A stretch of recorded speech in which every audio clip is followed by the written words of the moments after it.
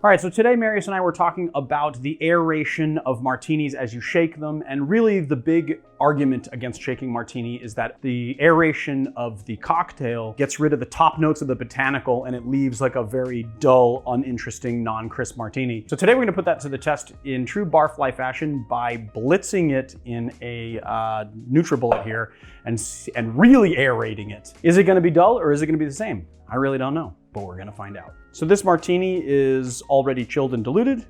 I'm just gonna throw this in here like so.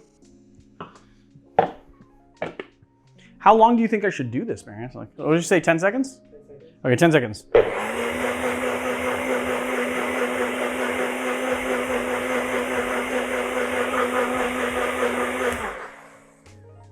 Ooh, that's some foamy martini right there.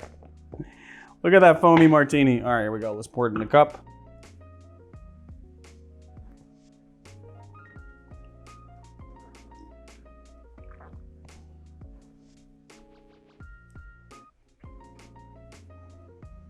It's funny, I think it does actually get rid of the top notes of the gin, which would be a lot of the botanicals and the pine notes, but it accentuates the citrus notes of the martini, and it's actually quite pleasant.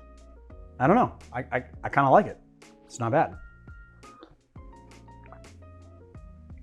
It's still pretty crisp, and I can taste those botanicals. They just take a back seat to the citrus. So blend your martinis. Well, I don't know if I would say blend your martinis, but if you're after a more citrus forward martini, then blending it seems to be a really good way of bringing that out. And this is when all the people in the cocktail world come down on me. But it is true. It's like, it does actually do that.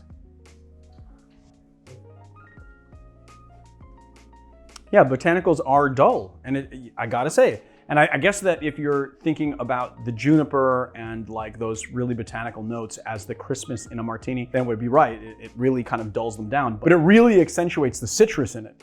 And I really like that citrus element. It's just it makes it taste very citrusy. And obviously it's also doing something to the botanicals inside the vermouth as well. It's weird.